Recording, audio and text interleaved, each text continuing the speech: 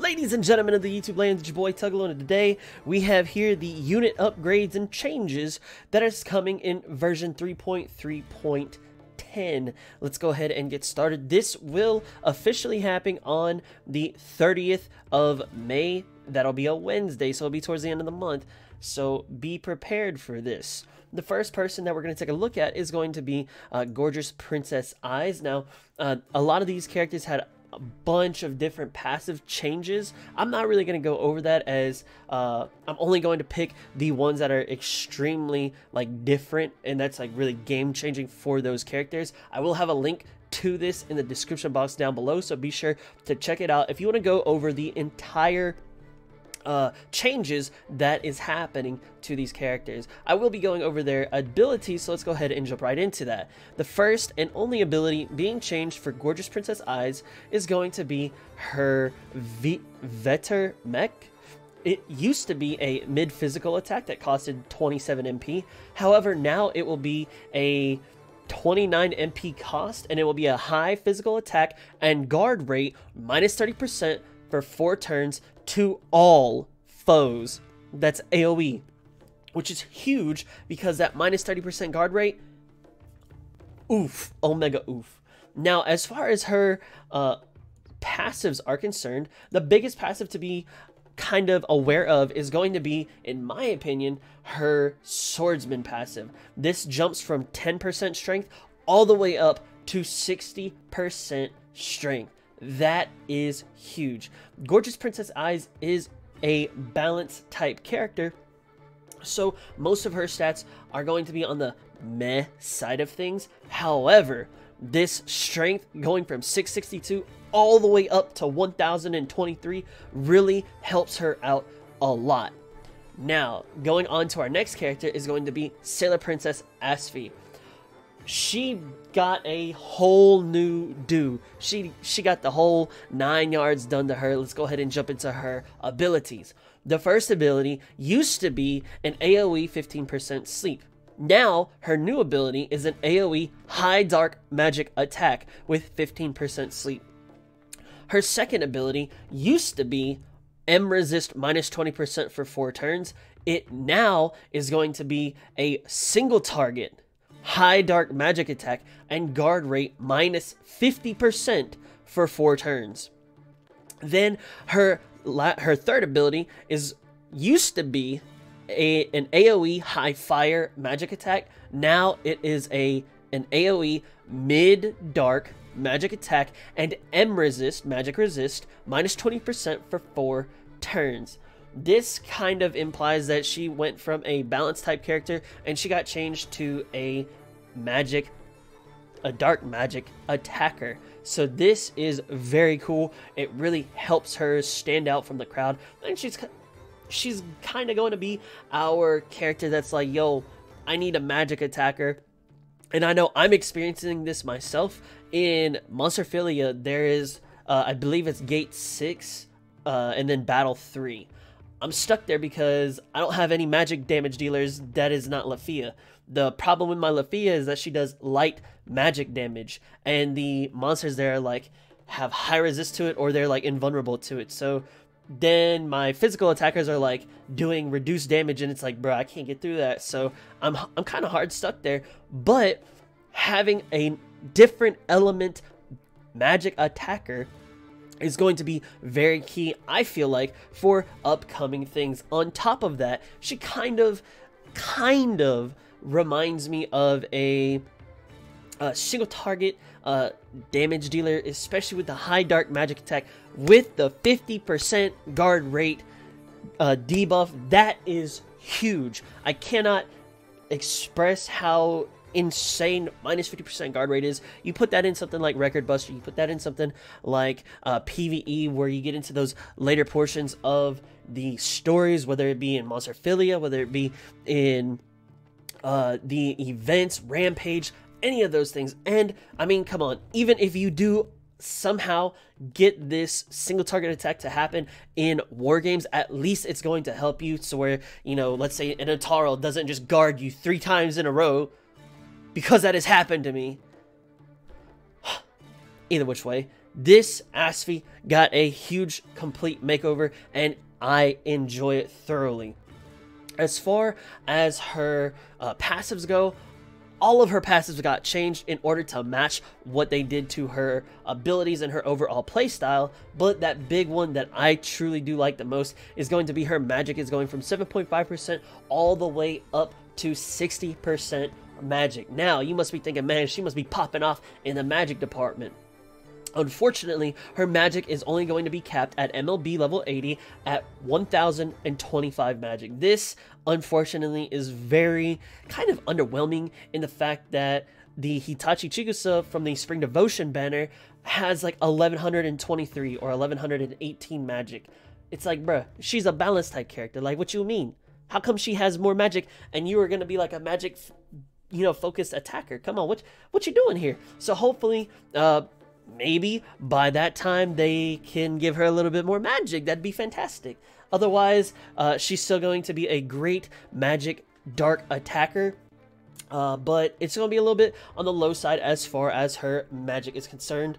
And why her strength is so high, I don't know. Kinda is unfortunate.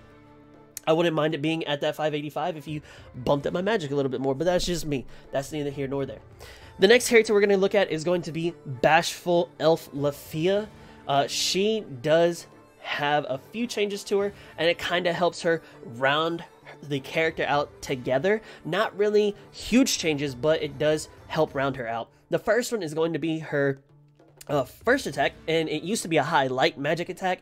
Now it is a high fire magic attack with temporary magic boost, and that is going to be a single opponent.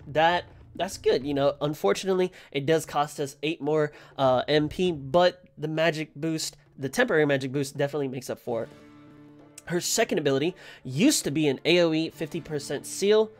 It's alright, but now it is going to be an AoE high fire magic attack with a 15% seal. And the MP only goes up by 2. That is fire. Literally. I love that. That is awesome. Then her third ability used to be an AoE mid-fire attack, and it got changed to an AoE mid-fire attack with temporary magic boost. Now, this one got increased by 11 MP. That really is a little pricey for it just being a magic boost. Now, unless they meant to say it was a high fire attack after the change, that would make a little bit more sense. Otherwise, I think that the second skill should have been a little bit more bumped up on the MP side, and then the third skill could have been like bumped up just a little bit, but that's just me. I don't know what they have in store for that. As far as her as far as her passives go, she doesn't really have anything that's like standout incredible, going from like a 7.5% to a 60%, but something that is going to stand out just a little bit is going to be her first passive that goes from 2% magic, and it gets changed into a magic and endurance to 10%. If you take a look at the rest of her passives overall, they do focus on her overall endurance and survivability to help her be a little bit more tankier in order to survive just a little bit longer. Her stats aren't really that overwhelmingly like, oh my goodness. If anything, her main stat, which is going to be magic, only gets bumped up by 35, so that's a little bit lackluster, but hey, she's still a very, very strong magic attacker, and the fact that they put her as a fire focus, I really do like that a lot. Then our next character is going to be Gale Ryu Lion, or Leon, however you want to say it, who is a balanced character. The one thing, starting off with her first ability that's getting changed, it goes from a low heal to a mid heal. Going from 16 MP to 30 MP.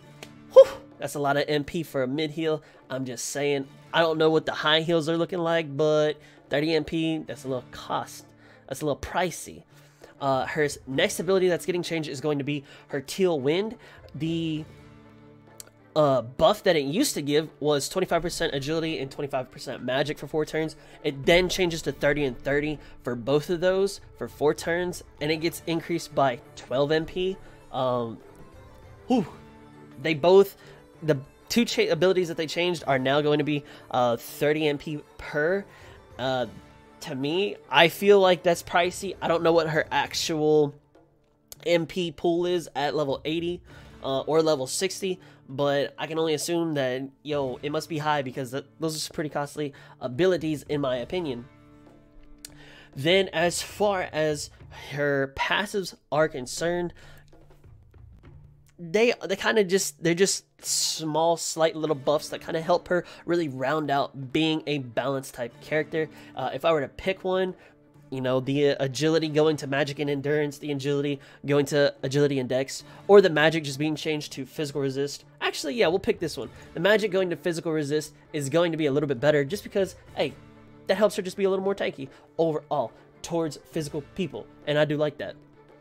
As far as her stats go, nothing really overwhelmingly insane. They kind of just are there.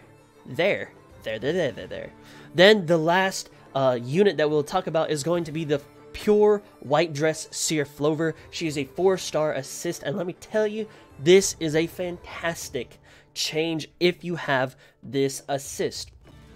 At level 60, right here, level 60, it has an 8% endurance buff.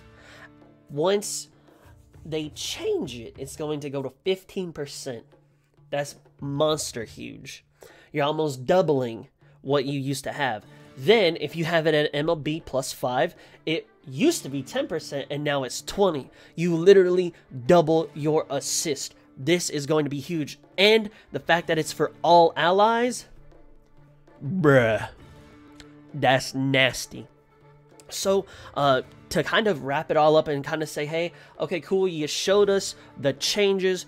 Who had the best change overall? Kind of looking back at it now, I could probably say, like, Seer and Asfi at the top, then maybe, like, Lafia, and then Ryu and Ais. There we go. Yeah, I like that one better. Ryu and Ais at the bottom. Then we got Lafia, then Seer, and Asfi definitely took home the most impactful changes for this upcoming update.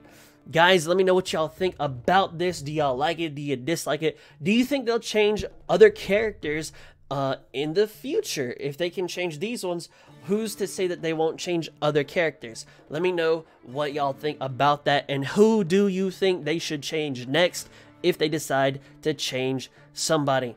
Guys, thank you so much for watching the video. I really do appreciate it a lot. And as y'all know, that's the fat lady singing. That's the bells are ringing. And until the next video, I hope you have an awesome day. God bless and peace out.